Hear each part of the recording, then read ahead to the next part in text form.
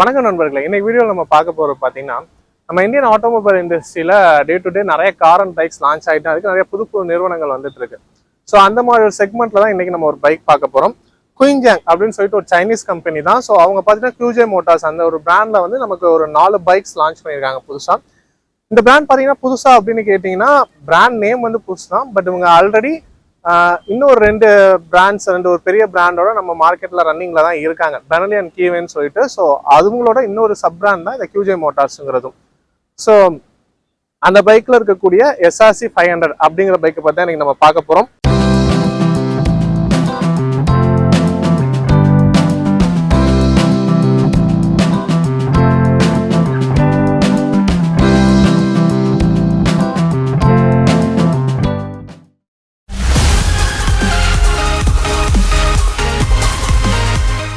So guys, SRC 500. So இந்த bike பார்த்தீங்கன்னா design லாங்குவேஜை பொறுத்த வரைக்கும் நமக்கு சைடு லுக்கில் பார்க்கும்போது பெனலியோட இம்பீரியர், ஸோ அந்த ஒரு லுக்கில் தெரியுது. பட் இதோட டேரக்ட் காம்படிட்டராக அந்த டிசைன் லாங்குவேஜ் வச்சு பார்த்தோம் அப்படின்னா ஹோண்டாவோட ஹைனஸ் அண்ட் ராயல் என்ஃபீல்டோட மீட்டியார், ஸோ அந்த ஒரு செக்மெண்ட்டோட இது காம்படிட் பண்ணுறேன்னு சொல்லலாம். ஓவரால் லென்த்னு பார்க்கல 2170 mm வருது இந்த total length. And ground clearance எல்லாமே கம்மி தான். இல்லை நமக்கு 155 mm தான் அதோட கிரவுண்ட் கிளியரன்ஸுங்கிறது வருது. சீட் ஹைட் பார்த்தீங்கன்னா 800 mm கொடுத்துருக்காங்க. அண்ட் இந்த வண்டியோட ஓவரால் வெயிட் அப்படின்னு சொல்லி நம்ம பார்த்தோம்னா 205 கிலோல டிசைன் பண்ணியிருக்காங்க. மற்றபடி டிசைன்ஸ் எல்லாமே நமக்கு ரெட்ரோ ஸ்டைலுங்கும் ஸ்டில் அந்த ஓல்டு இதே தான் மெயின்டைன் பண்ணியிருக்காங்க. குரோம் ஃபினிஷ் நிறைய இங்கே நம்மளால பார்க்க முடியுது.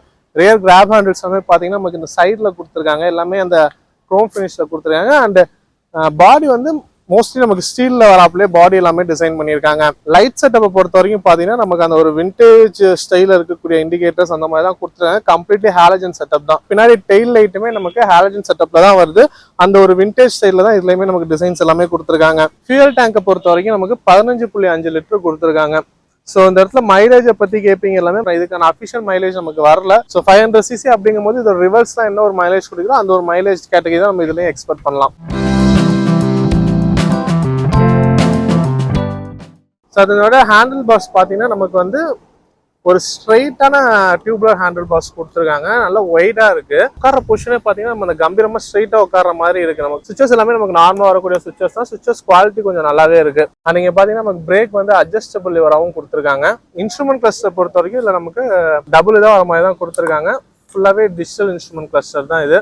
அந்த இடத்துல ஸ்பீடோமீட்டர் நமக்கு வருது. இந்த இடத்துல கியர் பொசிஷன் இண்டிகேட்டர் ஆப்ஷன் எல்லாமே கொடுத்துருக்காங்க. கீழே நோட்டிஃபிகேஷன்ஸ், டைமு, ட்ரிப்பு இதெல்லாமே வர மாதிரி இருக்கு.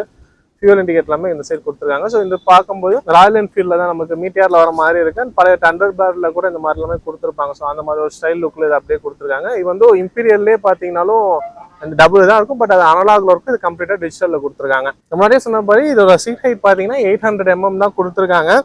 கிரவுண்ட் கிளியரன்ஸ் ரொம்பவே கம்மி, 155 mm தான் இருக்கு. ஸோ அதனால ஹைட்டா இருக்காங்க, ஒரு 5.5 to 6 feet வரைக்கும் இருக்கவங்க எல்லாருமே ஈஸியா ஹேண்டில் பண்ற வகையில இருக்கு. வெயிட் 205 கிலோ, பட் இருந்தாலும் உட்காந்து ஹேண்டில் பண்றதுக்கு நல்லா இருக்கு. இது ரொம்ப அந்த 200 கிலோ நம்ம ஹோல்ட் பண்றோங்கிற மாதிரியானது தெரியல. வெயிட் மேனேஜ்மெண்ட் கொஞ்சம் நல்லா பண்ணியிருக்காங்க. சீட்டோட குஷன்ஸை பொறுத்த வரைக்கும் நல்ல லென்த்தியான ஒரு சீட்டு, நல்லா சாஃப்டா இருக்கு குஷன்ஸ். ஸோ அதுல நல்லாவே டிசைன் பண்ணியிருக்காங்க. அதுல ஒன்றும் ஹார்டெல்லாம் இல்லை. 2 பேர் நல்லா கம்ஃபர்டபுளாவே உட்காந்துட்டு போகலாம். குஷன்ஸ்லாம் நல்லாவே இருக்கு. இன்ஜினை பொறுத்த வரைக்கும் நமக்கு 480cc இன்ஜின்.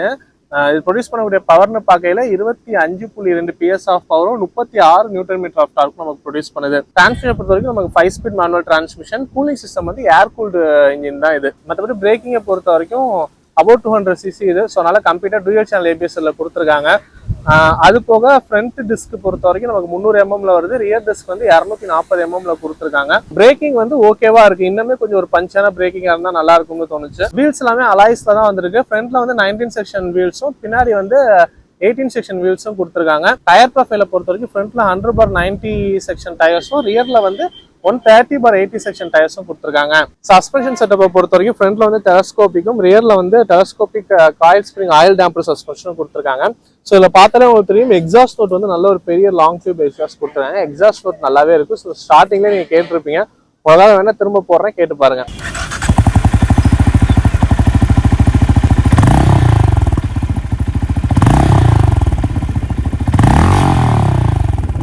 And இந்த வெஹிக்கிள்ல பார்த்தா வேரியன்ட் பார்த்தீங்கன்னா கலர் ஆப்ஷன் தான், 2 கலர் ஆப்ஷன்ஸ்ல வருது. ஸோ நம்ம கூட இருக்கக்கூடிய இந்த சில்வர் அண்ட் பிளாக், இது போக இன்னொன்று ஒரு கலர் ஆப்ஷன் கொடுத்துருக்காங்க. இதோட எக்ஸ்ஷோரூம் பிரைஸ் பாத்தீங்கன்னா 2,69,000 ரூபாய்க்கு லான்ச் பண்ணிருக்காங்க. இதோட ஆன் ரோட் பிரைஸ்னு பார்க்கையில 3,35,000 ரூபாய் அந்த ரேஞ்ச் வருது. இதுக்கு அடுத்த இன்னொரு கவர் ஆப்ஷன் சொன்னால அது வந்து 3,47,000 ரூபாய் வருது நமக்கு. ஸோ ரைட் அண்ட் ஹேண்ட்லிங்லாம் எப்படி இருக்குன்னு சொல்லிட்டு நம்ம டிரைவ் பண்ணிட்டே பார்ப்போம் வாங்க.